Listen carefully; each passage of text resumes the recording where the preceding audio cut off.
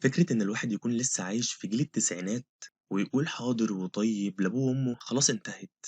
إحنا كبرنا خلاص والدنيا بتتطور يا جدعان، إحنا في 2024. مش لازم يتدخلوا في أي حاجة في حياتي ويسيبوني أعيش حر طالما مش بأذي حد. وبعدين يا عمنا أنا مش خدامة عنده عشان كل شوية يطلبوا مني طلبات ومواعين وترويق. أنا مش فاضية لكل ده، كل دي موضة وانتهت. لحد إمتى هنفضل عايشين في الرجعية دي؟ طيب تخيل معايا كده لو قلتلك إن ليك شريك حياة بيحبك وبيساعدك بكل حاجة، ولما بتتعب بيسهر جنبك وقلبه موجوع عليك، ولما بتكون جعان بيعمل لك اللي بتحبه، ولما الدنيا بتتزنق معاك بيجي على نفسه عشانك.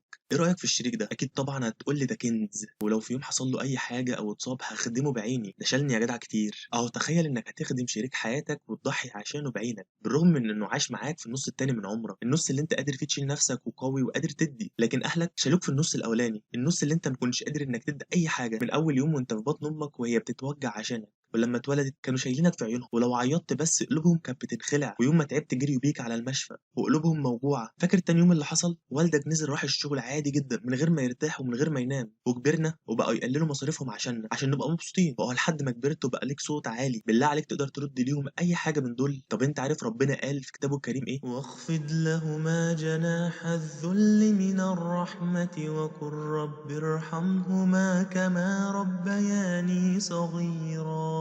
ربنا بيقول لك خليك ذليل عندهم، لانك مهما عملت عمرك ما هتوفي ربع حقهم ولا تضحياتهم. طب عارف ربنا قال ايه في الايه اللي قبلها على طول؟ وقضى ربك الا تعبدوا الا اياه وبالوالدين احسانا إما يبلغن عندك الكبر أحدهما أو كلاهما فلا تقل لهما أف ولا تنهرهما وقل لهما قولا كريما.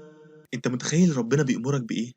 بيقول لك ما تبينش ليهم انك متضايق وانت بتعمل لهم الحاجه اللي هم عايزينها. اظنك تخيلت دلوقتي كم مره طلبوا منك حاجه زعقت معاهم او غضبت، واحيانا بيوصل لقله الادب. بص يا صديقي، ابوك وامك مش صحابك، ما ينفعش تصاحبهم وما ينفعش ترفع عنهم الكلفه. ابوك وامك معامله خاصه، دول اللي النبي صلى الله عليه وسلم قال ففيهما جاهد، دول اللي تحت رجليهم الجنه وبين ايديهم مفتاح الجنه. فبفكرك وبفكر نفسي انه لازم اكون خادم عندهم، مسؤول عن راحتهم، واي حاجه نفسهم فيها اجري بسرعه عشان اعملها لهم، لانه لو حصل وخسرت واحد فيهم هندم طول عمري على كل لحظة قضيتها وأنا مش تحت رجليهم. أتمنى نفوق ونبطل هبل ونتعامل مع أهلنا بكل أدب وأخلاق، بكل لين ورفق، وما نقولش لأ طالما الأمر مفهوش حاجة حرام فكون خدام عندهم. اتفقنا؟ يلا سلام.